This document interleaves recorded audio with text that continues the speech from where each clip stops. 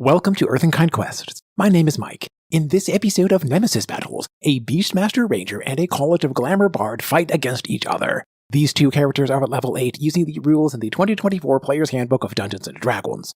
The Ranger and the Bard compete to prove themselves as worthy allies of a Warlock. The Warlock has claimed a new magical lair, and she has attracted a community of admirers and supporters. The Beastmaster Ranger and the College of Glamour Bard want to join forces with the Warlock, but first the Warlock wants to observe the two characters in action. As with all of the episodes of Nemesis Battles, I will clarify what happens with the game mechanics and the story narrative while demonstrating in the 3D world builder and virtual tabletop system of RPG stories. For extra details about the characters, in the video text description, you can find the web links for the level 8 character sheets in D&D Beyond. You certainly could create more optimal characters. The Ranger and the Bard here represent the kinds of characters that I expect to meet in a campaign starting at level 1 and then making choices up through higher levels, now at level 8. The Forest Gnome Beastmaster Ranger is named Buddy Ward. Today, his beast companion is a beast of the sky. Buddy Ward combines the archery fighting style with the weapon mastery of a short bow. The sharpshooter feat allows extra utility with the short bow. The ASMR College of Glamour Bard is named Max Glimmerhands. His primary features as a Glamour Bard involve charming or frightening other creatures, as well as controlling with a special way of using the command spell. Max Glimmerhands protects his spellcasting concentration with the Warcaster feat. Leading up to this point, Buddy Ward and Max Glimmerhands have known about each other, but they have not yet developed any kind of relationship. They both lived in the general vicinities of the farming groups, who abandoned their homes and farms, instead now moving to live with the Warlock, Belade Burns, at a new magical lair.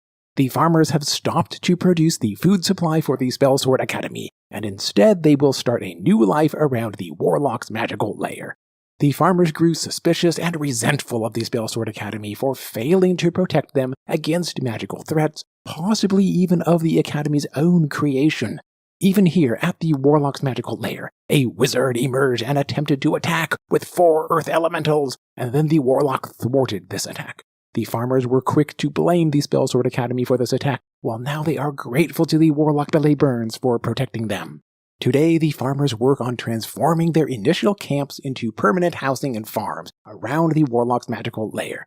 During this activity, the Beastmaster Ranger Buddy Ward and the Glamour Bard Max Glimmerhands propose that they can serve as valuable allies of the Warlock. They are familiar with the farming families and their traditions. Moreover, they share the growing distrust about the Spellsword Academy.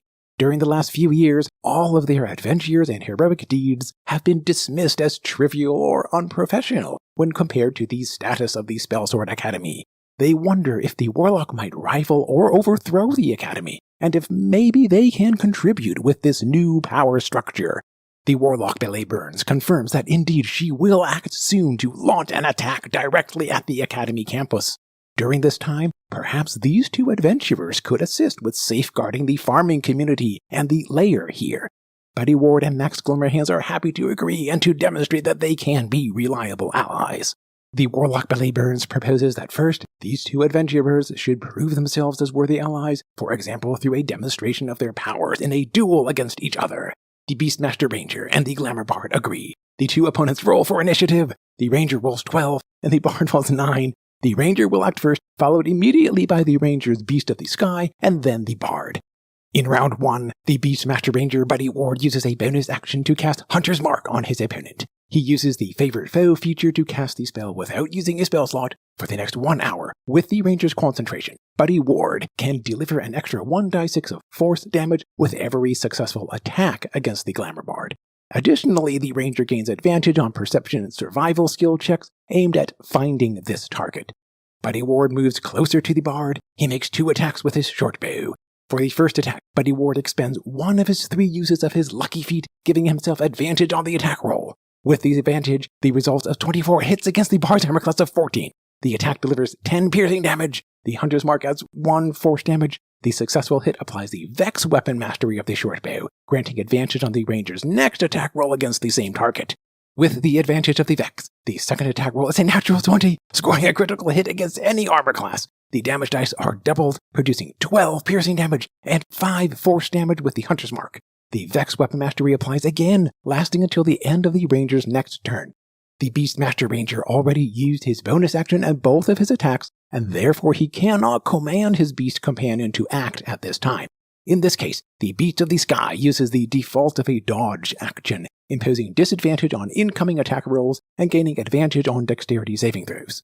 The College of Glamour Bard, Max Glimmerhands, starts his turn with 23 of his total 51 hit points. As his action, the Glamour Bard casts Mirror Image on himself, using a second level spell slot. For the next 1 minute, without concentration, the Bard creates 3 duplicate images of himself, appearing within his space and moving with him. During this time, whenever an attack roll hits the Bard, then a roll of 3 or higher on a 1d6 causes the attack to hit a duplicate instead. Whenever a duplicate is hit in this way, then it is destroyed. The Mirror Image spell is within the Illusion School of Magic, and therefore it interacts with the Glamour Bard's special feature of Beguiling Magic. Immediately after casting an enchantment or illusion spell, the Glamour Bard can choose one creature within 60 feet to make a Wisdom saving throw, or else to be charmed or frightened. The Bard targets the Ranger, and he chooses the Charmed option. The Ranger rolls the Wisdom saving throw with advantage, given the feature allowing gnomes to roll with advantage for Intelligence, Wisdom, and Charisma saving throws. A result of 5 fails. The Ranger is charmed for the next 1 minute. During this time, he cannot harm the Bard as the source of the charming effect. He can repeat the saving throw at the end of each of his next turns. As a bonus action, the Glamour Bard Max Glimmerhands uses his other special feature of the Mantle of Majesty. He gains an unearthly appearance for the next 1 minute, as part of the initial bonus action right now, and then again as a bonus action during his next turns while maintaining concentration. The Glamour Bard can cast the spell Command without using a spell slot. Moreover, any creature who is charmed by the Bard automatically fails the Wisdom saving throw against this form of the command spell. The Glamour Bard commands the Ranger to grovel. The Ranger is charmed at this time, and he automatically fails the Wisdom saving throw. During his next turn, the Ranger must obey the command to grovel. In round 2, the Beastmaster Ranger Buddy Ward must use his turn to obey the Bard's command to grovel. He falls into the prone condition.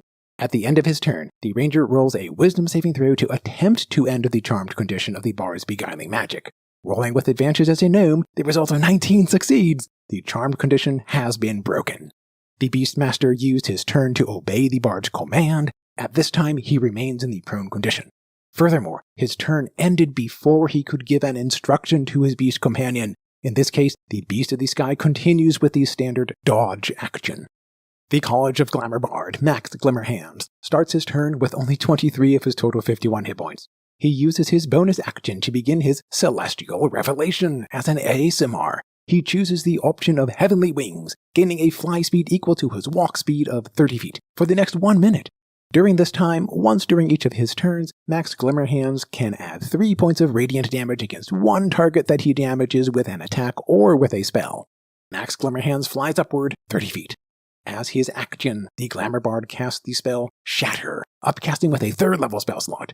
A sudden noise erupts in a 10-foot sphere, affecting the Beastmaster and the Beast Companion. The upcasting of the Shatter spell produces 27 points of thunder damage. The Ranger and the Beast of the Sky roll Constitution saving throws to avoid half of the damage. The Ranger rolls 2, and his Beast Companion rolls 9. They both fail, and they suffer the full amount of 27 thunder damage. Additionally, the Ranger suffers 3 radiant damage due to the Bard's Celestial Revelation feature as an ASMR.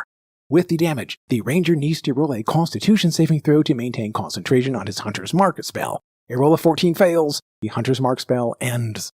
At the end of round 2, this battle still could go in many different directions. The Beastmaster retains 30 of his total 60 hit points. The Beast of the Sky retains 9 of its total 36 hit points. The Glamour Bard retains 23 of his total 51 hit points. In round 3, the Beastmaster Ranger, Buddy Ward, uses half of his movement to stand up for the prone condition. He makes 2 shortbow attacks, aiming at the Bard. The Vex was lost at the end of the Ranger's last turn, and it no longer grants advantage at this time. Instead, Buddy Ward expends the second of his 3 uses of the Lucky Feat for advantage on this attack roll.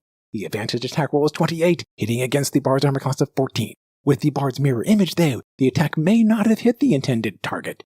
A roll of 1d6 results in 2, indicating that the attack does hit the Bard. The attack causes 10 piercing damage. The successful hit allows to apply the Vex Weapon Mastery for advantage on the Ranger's next attack against the Bard.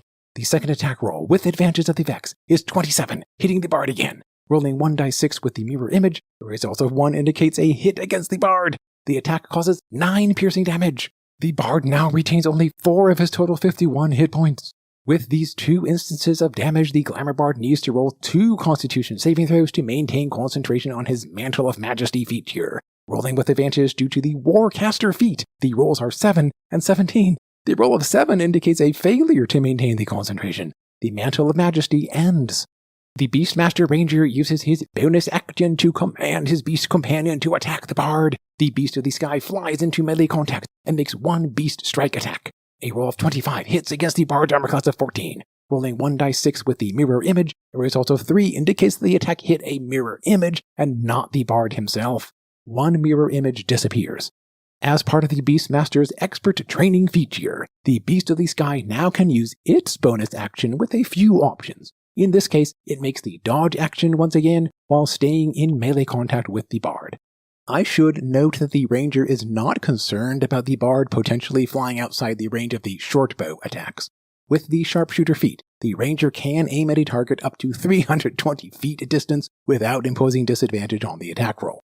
The College of Glamour Bard, Max Glimmerhands, starts his turn with only 4 of his total 51 hit points. As his action, he casts the spell Command, upcasting with a 2nd level spell slot to target both the Ranger and the Beast of the Sky. The 2 targets roll Wisdom saving throws to attempt to resist the command to grovel. The Ranger rolls with advantage as a gnome, resulting in 17 for a success. The Beast of the Sky rolls 24 and succeeds. The command spell is ineffective.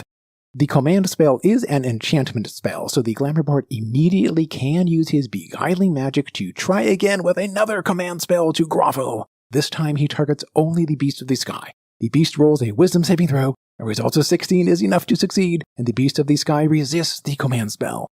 As a bonus action, the Glamour Bard now expends a 3rd level spell slot to regain his Mantle of Majesty. With this bonus action, he attempts once more with the command spell, now targeting the Ranger with a command to flee. The Beastmaster rolls the Wisdom saving throw. With advantage as a gnome, the result of 22 succeeds. The Glamour Bard is unable to command the Ranger at this time. At this point, the Warlock, Belaid Burns, calls for the battle to end. She has observed enough to evaluate the Ranger and the Bard as potential allies. The Warlock announces that she considers these 2 characters to be reasonably equal with their powers, yet they could be more effective when they work together as a team. If they are willing to act with teamwork together, then the Warlock proposes for Buddy Ward and Max Glimmerhands to assist with protecting the farming community and the exterior of the magical lair. The interior space will remain off limits, at least for now. The Ranger and the Bard will be recognized and rewarded as the Warlock's allies. Buddy Ward and Max Glimmerhands agree with the Warlock's proposal. Until now, they have not known much about each other. Already, though, they are gaining a healthy respect for each other. The Warlock, Belaid Burns, moves into the interior of her magical lair. She contemplates about her next steps. At this time, the Warlock's fiend patron contacts with her, and Belaid Burns accepts the mental communication. The Archfiend instructs that the attack should proceed as soon as possible at the campus of the Spellsword Academy. At the moment when the attack will begin, then the Fiend will provide a group of hellbound warriors to move through a portal into the mortal world. The attack should destroy the Academy and leave nothing to be rebuilt. Such was the mistake during a prior attack by a ferocious fire-breathing red dragon, destroying most but not all of the Academy campus, and allowing the Academy eventually to be restored. The Archfiend wants to destroy the Academy entirely, bringing fear and dread into the world, while increasing the Fiend's power within the Fiend's domain. Belaid Burns agrees that she will begin with her travel out to the Spellsword Academy for the attack. She knows that the Fiend is hiding another secret motivation. She guards her own secret as well. Our story will continue with Nemesis battles. For now, in the comment section, please share your ideas and suggestions about what could have happened differently and what could happen during other episodes. As always, thank you for watching. I will see you in the next video.